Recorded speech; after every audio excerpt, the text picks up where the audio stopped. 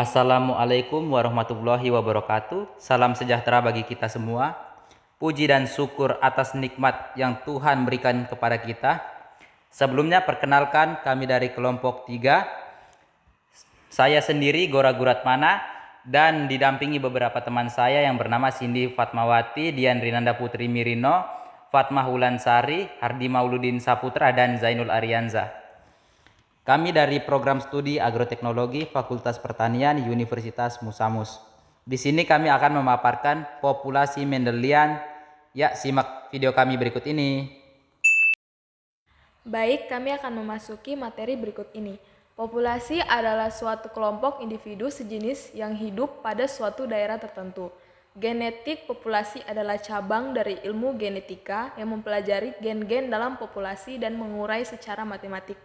Akibat dari keturunan pada tingkat populasi, suatu populasi dikatakan seimbang apabila frekuensi gen dan frekuensi genetika berada dalam keadaan tetap dari setiap generasi. Populasi Mendelian merupakan model idealisasi dalam genetika yang digunakan untuk menjelaskan pewarisan sikap pada organisme seksual reproduksi. Berikut adalah penjelasan singkat tentang konsep populasi Mendelian lengkap. Yang pertama, organisme seksual. Populasi Mendelian lengkap terdiri dari organisme seksual yang berarti individu-individu dalam populasi memiliki kromosom seks yang berbeda, yaitu betina memiliki 2 kromosom X dan jantan memiliki 1 kromosom X dan 1 kromosom Y. Yang kedua, gen terisolasi. Model ini mengasumsikan bahwa setiap gen dalam populasi terisional artinya tidak ada pengaruh silang antara gen. Dalam hal ini, gen tunggal mengontrol sifat-sifat tertentu dan tidak terpengaruh oleh gen lain. Yang ketiga, pewaris Mendelian. Populasi Mendelian lengkap mengikuti aturan pewarisan Mendel, yaitu pewarisan sifat terjadi melalui alel-alel yang mengikuti hukum dominan resesif. Alel dominan akan mengekspresikan sifatnya jika hadir dalam individu, sementara alel resesif hanya akan mengekspresikan sifatnya jika 2 alel dalam individu bersifat resesif. Yang keempat, frekuensi genotip dan alel. Dalam populasi Mendelian lengkap, frekuensi genotip dan alel tetap konstan dari generasi ke generasi, kecuali jika ada faktor-faktor lain yang mempengaruhi seperti mutasi, migrasi, atau seleksi alam.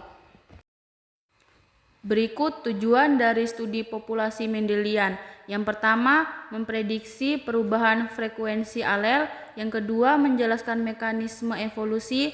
Yang ketiga, memahami penyakit genetik. Yang keempat, mengoptimalkan pemulihan tanaman dan hewan. Berikut keuntungan dan kelebihan dari populasi Mendelian.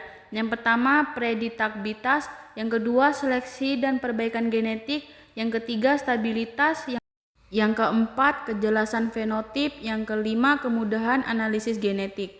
Beberapa contoh populasi Mendelian kerugian termasuk yang pertama, penyakit genetik yang mengurangi harapan hidup atau menyebabkan kematian pada tahap awal kehidupan, seperti fibrosis kristik atau anemia sel sabit. Yang kedua, gangguan reproduksi yang menghambat kemampuan individu untuk menghasilkan keturunan yang sehat, seperti kelainan genetik pada sistem reproduksi. Yang ketiga, kelainan genetik yang menyebabkan cacat fisik atau kognitif yang parah, sehingga individu tersebut tidak dapat berfungsi secara normal dalam masyarakat. Berikut ini fungsi utama studi populasi Mendelian adalah sebagai berikut. Yang pertama, memahami pewaris genetik. Yang kedua, menjelaskan variasi genetik. Yang ketiga, memprediksi risiko penyakit genetik. Yang keempat, menentukan peluang pewaris. Meskipun studi populasi Mendelian memiliki banyak manfaat, ada beberapa masalah yang harus dihadapi dalam aplikasinya. Yang pertama, pengabaian faktor non-genetik. Yang kedua, pengabaian variasi genetik. Berikut, untuk mengurangi dampak populasi Mendelian kerugian, langkah-langkah yang dapat diambil termasuk: pertama, pemeriksaan pranatal dan tes genetik untuk mendeteksi penyakit atau kelainan genetik sebelum kelahiran.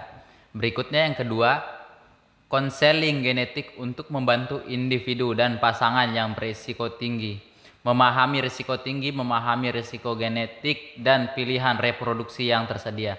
Berikutnya yang ketiga, pendidikan dan kesadaran masyarakat tentang penyakit genetik dan tindakan pencegahan yang dapat diambil. Berikutnya, pengembangan terapi genetik dan pengobatan yang ditunjukkan untuk mengatasi penyakit atau kelainan genetik yang diwariskan secara Mendelian. Yang terakhir, kesimpulan. Berikut adalah beberapa kesimpulan penting. Yang pertama, pewaris sifat terjadi melalui unit-unit diskrit yang disebut alel.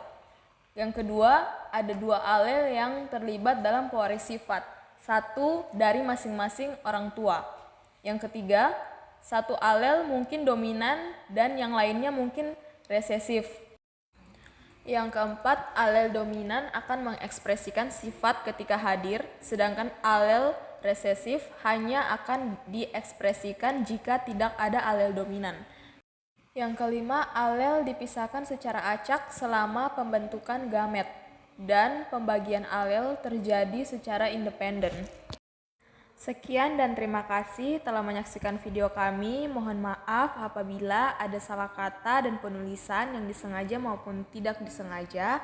Jangan lupa like ya teman-teman.